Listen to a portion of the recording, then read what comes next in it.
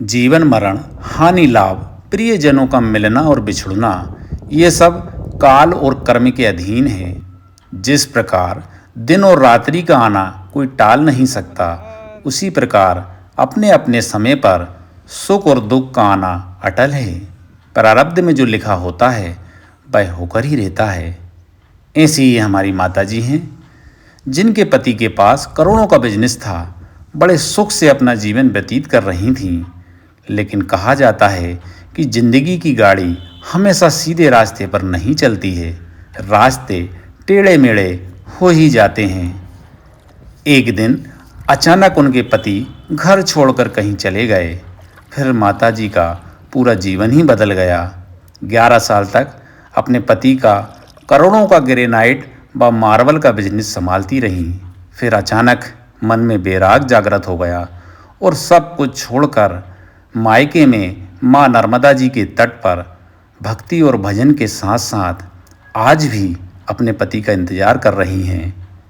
यह कहानी हमें उम्मीद की उन किरणों की याद दिलाती हैं जो हमारे जीवन में दुख के बादल के साथ आती हैं। उम्मीद की ये किरणें हमें बताती हैं कि उस काले बादल के ठीक पीछे एक शक्तिशाली सूरज भी है, जो हमें गर्मी देने और हमारे रास्ते को रोशन करने की प्रतीक्षा कर रहा है। यही है हमारी माताजी की एक कहानी, जिसको हम वीडियो के माध्यम से दिखाने की एक छोटी सी कोशिश कर रहे हैं। नर्मदे हर।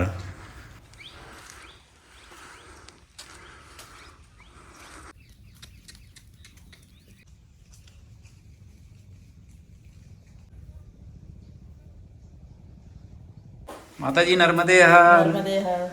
अब ये देखो माता जी की चाय बन रही है।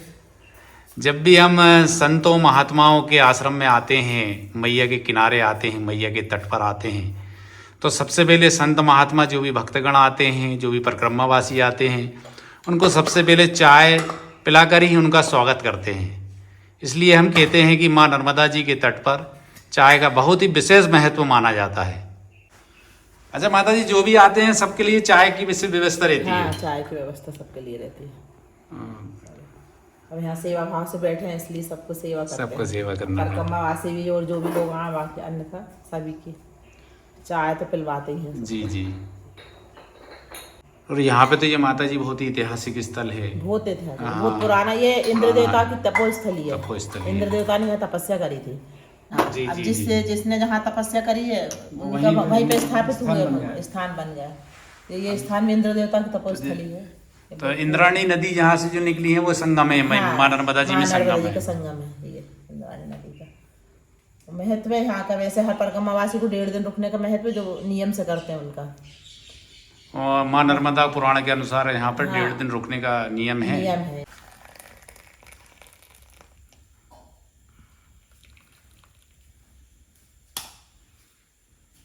माता जी चाय तो आपने बहुत ज्यादा भर दी। नहीं, छोटे छोटे कप में थोड़ा लो से भैया। भजन तो चलते ही रहता 24 घंटे। जो अपने मन में जो साधना चलती, वही माला है और क्या, वही पूजा है सबसे बड़ी। तो बस यही है। हम तो सबको यही बोलते हैं, भैया सबको बढ़िया सद्भाव से देखें, अपने घर के बूढ़े बुजुर्गों की आप सम्मान करिए, उनकी सेवा करिए और बढ़िया रहिए, घर में शांति बनी रहे। भाई साहब नर्मदे हर। ये हमारे भाई साहब हैं, और भाई साहब भी आश्रम में सेवा का भाव है, तो आश्रम में सेवा करने के लिए आते रहते हैं। भाई साहब सहयोग करते हैं सेवा में। पूरे आश्रम में जो परिक्रमावासी आते हैं, जो बड़े बड़े साधु संत आते हैं, उनकी सेवा में लगे रहते हैं। नर्मदे हर। भैया आप भोजन प्रसादी करके जाना। जी जी माता जी, हम तो भोजन प्रसादी करने के लिए आते हैं माता जी। साधु संतों के हाथ की भोजन प्रसादी मिल जाती है हमें। हम परम सौभाग्यशाली हैं। उसमें तो इलायची रखी है, डिब्बा रखा है, कुछ अभी परिक्रमावासी कम हो गए हैं। अभी नहीं हो गया, काफ़ी परिक्रमावासी निकल चुके हैं, और यहीं से मैया के दर्शन होते हैं। यहाँ पर ये चतुर्मुख शिवलिंग है, जो भारत का पहला चतुर्मुख शिवलिंग है। यहीं भेला गांव में स्वयंभू हैं, अपने आप उत्पन्न हुए थे। बहुत ही सिद्ध स्थल है। काफ़ी चमत्कारिक स्थल माना जाता है। यहाँ पर बड़े बड़े साधु संतों और स्वयं इंद्रदेव ने यहाँ पर तपस्या करी है। अच्छा माता जी, आज भोजन प्रसादी में क्या बना रही हैं आप? आज बना रहे हैं खीर बना रहे हैं जी, और पूरन पूड़ी बना रहे हैं। आज मीठा मीठा खिलाएंगे भगवान को और आपको भी। जी जी। ऐसे चलती है। अच्छा माता जी, आप ये पूरन पूरी बना रही थी, कैसे बनती है? ये चने की दाल की बनती है। चने जी, की जी। दाल को पहले उबालते हैं, हाँ हाँ फिर उसको पानी उसका निथार के हाँ। और फिर उसको घी में सेकते हैं। अच्छा अच्छा। और घी में सेकते टाइम उसमें शक्कर वगैरह सब डाल देते जो अपने को डालना रहता है, मेवा मिष्ठान। जी जी और फिर उसके बाद में आटा जैसे अपन लगाते हैं रोटी बनाने के लिए, टिक्कड़ बनाने जी, के जी, लिए, वही जी। आटा लगा के फिर उसके अंदर भर के और फिर उनको सेकते हैं। आज हमारे दर्शक गणों को और भक्त गणों को आज पूरन पूरी बनना भी दिखाएंगे और माता जी कैसे भूख लगाती हैं। माता जी बहुत ही स्वादिष्ट पूरन पूरी बनाती हैं, क्योंकि हम यहाँ पे 3-4 बार आ चुके हैं और माता जी ने हर बार हमें पूरन पूरी खिलाई है। हमारे सौभाग्य है कि माता जी के दर्शन के साथ साथ पूरन पूरी भी हमें खाने को मिल जाती है। जय हो नर्मदा मैया की जय। खीर भी बिल्कुल उबल रही है।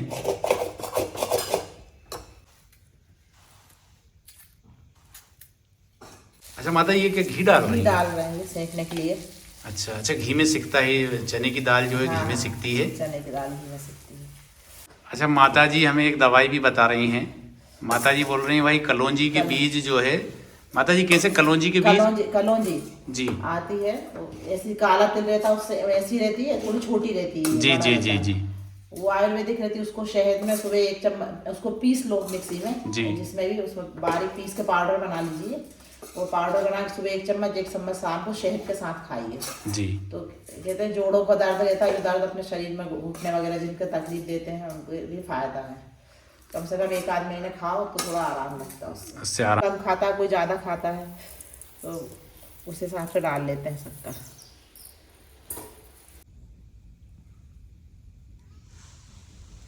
आटा लग रहा है पूरन पूरी के लिए, भाई साहब आटा लगा रहे हैं। वो आधे घंटे से ज़्यादा हो गया है हाँ, ये शक्कर का पानी शक्कर के पानी में, और ये दाल को घी में सेकते सेकते काफ़ी मेहनत लगती है। हाँ, मेहनत तो लगती है। और क्या भी है।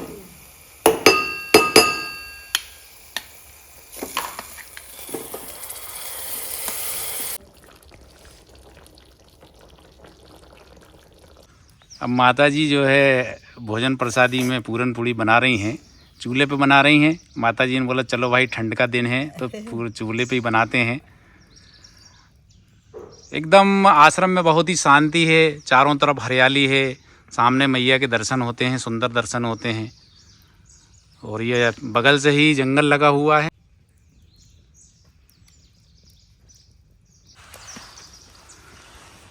हम जब भी कभी आश्रम में कहीं जाते हैं तो संतों का बड़ा अपार प्रेम मिलता है, प्रेम भाव मिलता है।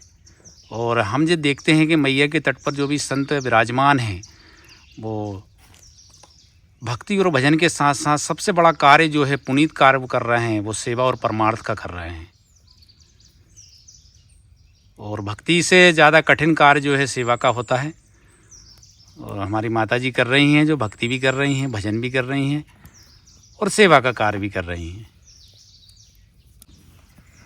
आज हमें माँ नर्मदा जी के तट पर माता जी के दर्शन हो रहे हैं, हम परम सौभाग्यशाली हैं, और वीडियो के माध्यम से हमारे दर्शक गणों को भी दर्शन हो रहे हैं।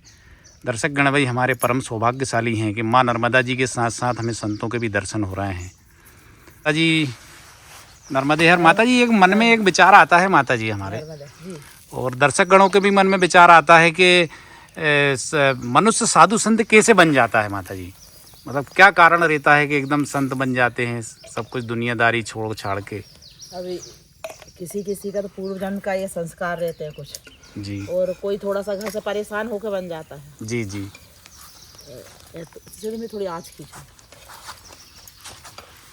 सब प्रारब्ध की बात रहती है ये। कोई अपनी खुशी से बनता है कि चलो भाई अब भगवान ने अपने को जन्म दिया तो कुछ उनका प्रारब्ध रहता है कि संती बनना है जी। और किसी किसी के उसमें वो हो जाता है कि भैया परेशानी आ जाती है घर में, कुछ परेशानी कलह वगैरह होती है तो उससे भी बन जाते हैं। अच्छा, परेशानी से भी संत बन जाते हैं। हाँ ऐसे यही रहता और क्या, उनका फिर भजन नहीं होता इतना, जो परेशानी से बनते क्योंकि उनका मन विचलित रहता है। विचलित रहता है मन। अच्छा माता जी, आप जैसे संत बन गई माता जी, तो कैसे एकदम संत के उसमें आ गई? बताते हैं कि करोड़ों का बिजनेस था, लाखों का बिजनेस था आपका, ग्रेनाइट और टाइल्स का, सब छोड़ छाड़ के आप ये सब यहाँ पे, मतलब थोड़ा सा बताने की कृपा करें ना माता जी। हम ये कुछ प्रारब्ध था हमारा शायद भोलेनाथ से जी कि हमारा जन्म भी शिवरात्रि पे हुआ है जी और शादी भी थोड़े बचपन में हो गई थी हमारी, इतना हम समझते नहीं थे कुछ। जी उसके बाद में बढ़िया सब चलता रहा। उसके 5वीं साल में पता नहीं हमारे मिस्टर कहाँ चले गए बिना बताए कुछ भी, जी बिजनेस छोड़ छाड़ के। जी। अब हमने उनको बहुत ढूंढा, लाखों रुपए खर्च भी किए, पता ही नहीं चला, आज तक भी नहीं पता चला कहाँ है।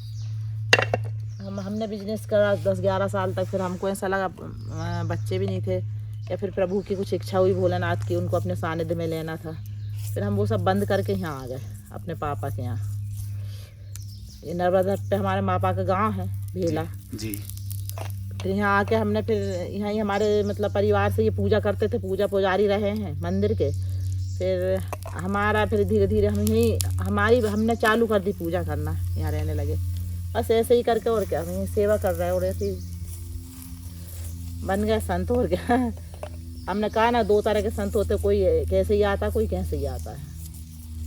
शायद हमें यहाँ लाना था ईश्वर को, इसलिए हमारे साथ ऐसा हुआ। पहले हमको ऐसा लगता था कि भैया हमारे साथ ये घटना क्यों घटी, जी अच्छा नहीं हुआ। लेकिन अब हमको ऐसा लगता है कि भाई भोलेनाथ के हम सानिध्य में आ गए तो अच्छा हुआ कि माया से छुड़ा के भगवान ने अपनी सानिध्य में ले लिया और क्या। तो आज हम प्रभु का भजन कर रहे हैं, माँ नर्मदा के दर्शन, भोलेनाथ के दर्शन यहाँ मिल रहे हैं हमें।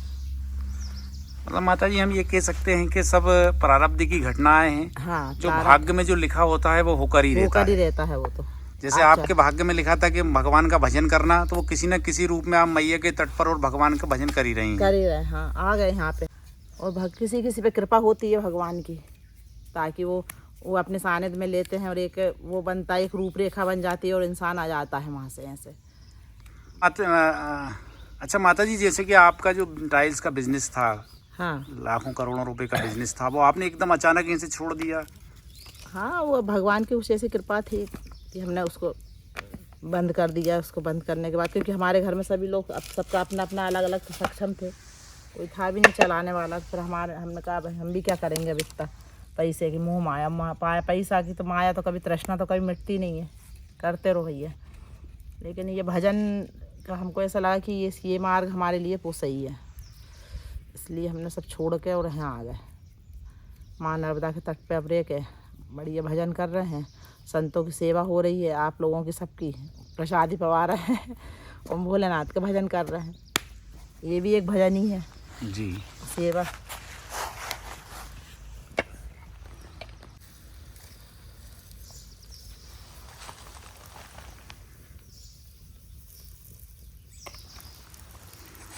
अच्छा माता जी, जैसे आप माँ नर्मदा जी के तट पर विराजमान हैं, सेवा और भक्ति भी, भजन और भक्ति के साथ साथ सेवा परमार्थ का कार्य कर रही हैं। हाँ हाँ। और नर्मदा पुराण में भी कहा गया है और हर जगह ये कहा गया है कि माँ नर्मदा जी अपने भक्तगणों को एक बार दर्शन जरूर देती हैं उनके जीवन काल में। हाँ। तो माता जी आपको कभी अनुभव हुआ ये सब इन चीज़ों का? मैया ने कभी आपको लगा कि दर्शन दिए? कि पहले मैं रोज़ घर से आती थी सुबह सुबह माँ नर्मदा जी की स्नान करने, और वहीं बैठ के नर्मदा कल्पवली के जो भी थोड़ी सी उनकी साधना रहती थी वहीं बैठ के करती थी मैं। फिर ऊपर आके महादेव की पूजा करना, ये करना। एक बार मैं सुबह सुबह आई 6:30 बजे जी। तब परकम्मावास से कोई आए हुए थे, यहाँ रुके थे, 4 लोग थे, अब वो जो भी हों। अब उस दिन मेरे को आश्चर्य हुआ कि भाई उनने मेरे से पूछा, जबकि मेरा और उनका कोई परिचय नहीं था कि भैया वो कहाँ से थे और अपने साथ क्या घटना घटी है। मेरा रोज़ का आना रहता था जी। अब जब मैं आई तो वो मतलब जो भैया लोग थे वो तो नहा के ऊपर आ गए थे, मतलब बुजुर्ग इंसान थे वो, चारों पति पत्नी थे, 4 थे, दो तो वो दादा लोग ऊपर आ गए। और मैंने नर्मदा हर करके अपने कपड़े रखे और मैं नहाने लगी, तो उनने भी नर्मदा हर करके और वो बैठे, तो मैं नहा के और आई और कपड़े पहनने लगी, तो वो भी कपड़े पहन रही थी। तो वो मैं ऐसे बैठ के अच्छा उनने भी देखा नर्मदा हर करी और वो मतलब नहा के ऊपर आ गई और मैं आ गई और उसने बस खाली इतना कहा मेरे से, मेरे बगल में से निकली कि बेटा चिंता मत करो, तुम्हारे पति जहाँ वो संत बन गए और एक बार दर्शन जरूर मिलेगा। अच्छा। अब वो इतना कह के ऊपर चढ़ गई और मैं ये पूजा मैंने नॉर्मल, मेरे को ध्यान नहीं रहा। जब मैं पूरे करके पूजा करने बैठी थी इनके, इसको कैसे मालूम पड़ा कि मेरे साथ ये था कि भाई हमारे पति चलेगा, इनको कैसे मालूम पड़ा भाई। क्या अब मेरे को बड़ी बेचैनी, मैं ऊपर आऊँ तब तक ये चले जाएंगे। लेकिन वो पूजा करके फिर से पुष्प विसर्जन करने गई। अच्छा अच्छा। नर्मदा जी के उसमें जल में जी। तो फिर वो मैं पूजा कर रही थी तो मेरे से बोली बेटा मैं तुम्हारे बगल में बैठ जाऊँ। मैंने कहा बैठ जाओ। फिर वो बैठी बोली फिर लगे कि मेरे को माँ नर्मदा ने आदेश करा है कि मेरी बच्ची बहुत परेशान है, तो इसको बोलो कि ये भजन करे यहीं रह के और इनको एक बार दर्शन होंगे उनके। अच्छा अच्छा। ये घटना घटी। तो तब से मेरे को ऐसा लगा कि अब बेकार किसी से पूछना कुछ नहीं। जब माँ का स्वयं का आदेश है तो फिर अपन उस आदेश का पालन करना चाहिए अपने को। अब वो किसी भी रूप में ऐसे आके माँ ने अपने को एक सचेत तो किया, मतलब मैया ने, हाँ मैया ने सचेत। अच्छा उनने मेरे को बोला कि तुम तो यहाँ कुटी बना के रहो बढ़िया और भजन करो, हाँ यहीं मिलेंगे आपको वो। अच्छा। तो तब से उससे प्रेरणा से हमारा जब से चल रहा था कि एक अपना कमरा बना ले और छोटी सी कुटिया बना के और फिर यहीं अपन रह के भजन करें। भजन तो करते ही हैं हालांकि अपन दिन भर, यही काम है अपना यहाँ रह के। अच्छा माता जी एक प्रश्न और आ रहा है मन में जी। तो अभी तक आपको इंतजार है पतिदेव का अपने के आएंगे वापस? हाँ एक बंधन तो रहता है, एक बंधा हुआ है वो, कुछ साथ फेरा का कुछ ऐसा रहता है कि इंसान वो निकलता नहीं है दिमाग से। वही रहता है कि जैसे अपन पूजा भी करते थे, एक ऐसा रहता है ईश्वर से कि एक बार दर्शन हो, बाकी और कोई लालसा नहीं है अपने को। क्योंकि अपन भी भगवान इस मार्ग में आ गए हैं, भजन के मार्ग में, तो वो जहाँ भी रहें भजन करें। लेकिन अपन सोचते कि एक संतुष्टि मिल जाती है इंसान को कि भाई अब हमको कुछ नहीं चाहिए, नहीं जैसे स्वार्थ बस। जैसे अपन भगवान के मंदिर में कोई जाता है इंसान से कहता है ना कि मेरा ये काम हो जाए, तो ये स्वार्थ आ जाता है ना। तो वैसे एक जो स्वार्थ आ जाता है कि भाई अपने के मन में ऐसा लगता है कि एक बार दर्शन तो होना चाहिए। और हम सोचते हैं कि एक बार दर्शन हो जाए तो हमारी भी निस्वार्थ भावना से सेवा होती रहे भगवान की, फिर हमारे कुछ मांगने का कुछ रहे ही नहीं कारण एक कालम कि भैया हमको ये चाहिए। लेकिन अब वो प्रभु की जैसी इच्छा, महादेव की, माँ नर्मदा की, जो करना चाहे वो, बस यही है और क्या। बाकी सेवा भाव है, हम तो यही सोचते भगवान आपके सानिध्य बनी रहे, आपका चरणों की में पड़े रहें सीधे और सेवक भाव से रहे हैं और क्या, यही है। माता जी देखो कितने अच्छे से पूरन पूड़ी बना रही हैं। अब बड़ा प्रेम भाव से पूरन पूड़ी बना रही हैं क्योंकि माँ नर्मदा जी को और भोले भगवान को भोग लगता है। तो साधु संत हम देखते हैं कि बहुत ही अच्छे से भोजन प्रसादी बनाते हैं। ये भाव हमें सिर्फ माँ नर्मदा जी के तट पर ही देखने को मिलता है।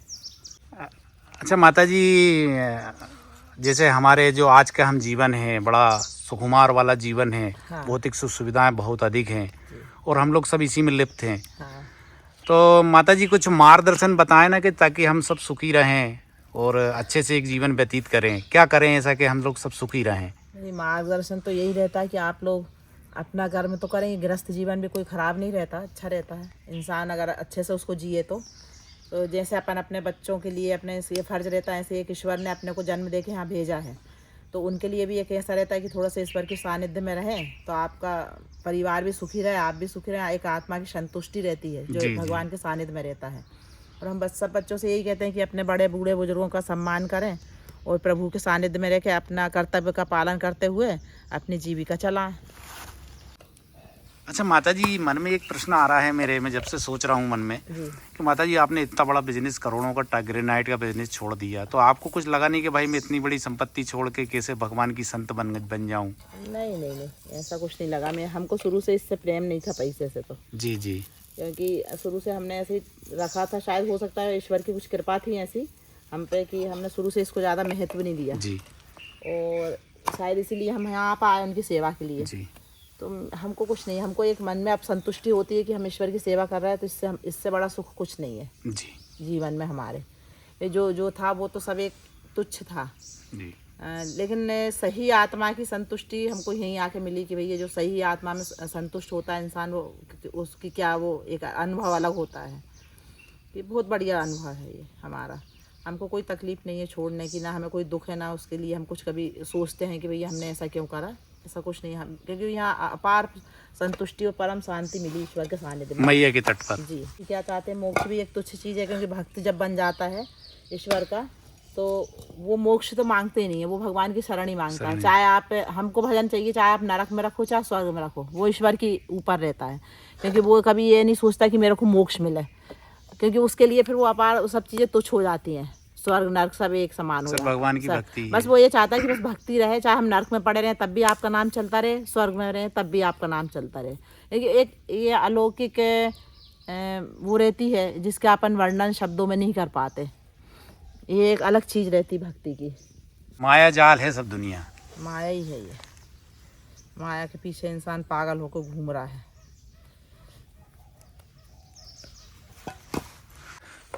अच्छा माता जी, एक प्रश्न और आता है मन में कि जैसे कि आप जैसे यहाँ साधु संत भी आते हैं, परिक्रमावासी भी आते हैं और भक्तगण भी जाते हैं। हाँ। तो जैसे जो साधु संत और परिक्रमावासी आते हैं उनको आप भोजन प्रसादी भी कराती हैं, तो ये सब व्यवस्था माता जी कैसे हो जाती है?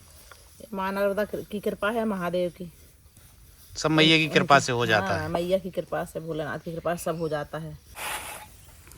लो माता जी की पूरन पूरी बन के तैयार हो गई हैं और अब भगवान को और माँ नर्मदा जी को माता जी भोग लगाएंगी, इसके बाद ही प्रसाद बन जाता है।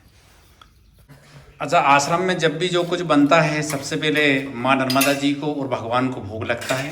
अब ये माता जी भोग के लिए थाली लगा रही हैं, भोग लगा रही हैं और अब ये माँ नर्मदा जी को माता जी भोग लगाने जाएंगी, भोले बाबा को भोग लगाएंगी और इसके बाद जो है भोजन जो है फिर प्रसाद बन जाता है। इसलिए हम इसको भोजन प्रसादी कहते हैं। ये साधु संतों का बहुत ही अपार प्रेम होता है भगवान के प्रति, माँ नर्मदा जी के प्रति।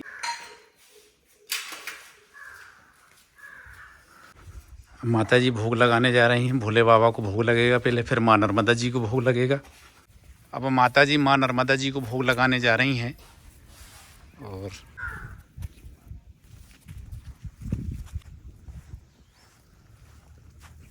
ये हम देखते हैं कि आश्रम में जो बनता है वो सबसे पहले माँ नर्मदा जी को भोग लगता है, इसके बाद ही भोजन प्रसादी होती है। ये बहुत ही अद्भुत है। माँ नर्मदा जी के प्रति साधु संतों का इतना प्रेम भाव है, इतनी भक्ति है, ये हमें सिर्फ माँ नर्मदा जी के तट पर ही देखने को मिलता है ये सब।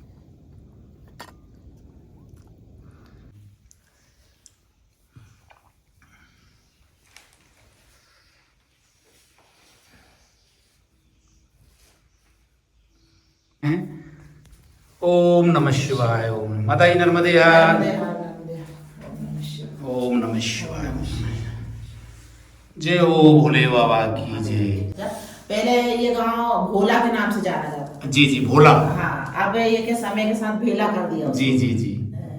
और ये मतलब सिवनी बनापुरा से उत्तर दिशा में 22 किलोमीटर की दूरी पे है और भेला ग्राम से 1 किलोमीटर अंदर है, मतलब नर्मदा जी के तट पर, परिक्रमा मार्ग में ही है। परिक्रमा मार्ग में है। अब और आहली घाट से थोड़ा नीचे है जी। ये इधर। ये हम भोले बाबा के दर्शन कर रहे हैं, चतुर्भुज शिवलिंग के हम दर्शन कर रहे हैं और वीडियो के माध्यम से हमारे दर्शन कड़े भी दर्शन कर रहे हैं। देखते हैं यहाँ पे चमत्कार होते रहते हैं, कभी रात में घंटियां बजने लगती हैं। मैया के तट पर बड़े बड़े जटा वाले साधु संत भी हैं, साधु संत हैं, बहुत बड़ी जटा वालों की, जिनके ऐसे नीचे जटाएं घिसती हुई जाती है, माँ नर्मदा जी में जाके समा जाते हैं। बड़े बड़े जूड़े बंधे रहते हैं उनकी जटाओं से। और फिर कुछ समय बाद मतलब इस सामने ही नर्मदा जी का मंदिर भी दर्शन देता है, मतलब कभी कभी अंदर से जल में से निकलता है और समा जाता है। इन चीजों पे आज लोग विश्वास नहीं करते, लेकिन अब जिसको देखा है वो तो बोलेगा भाई ये सत्य घटनाएं हैं, ये गलत नहीं है। जय हो भोले बाबा की जय। जय हो नर्मदा मैया की जय। नर्मदे हर माता जी। जय भोलेनाथ।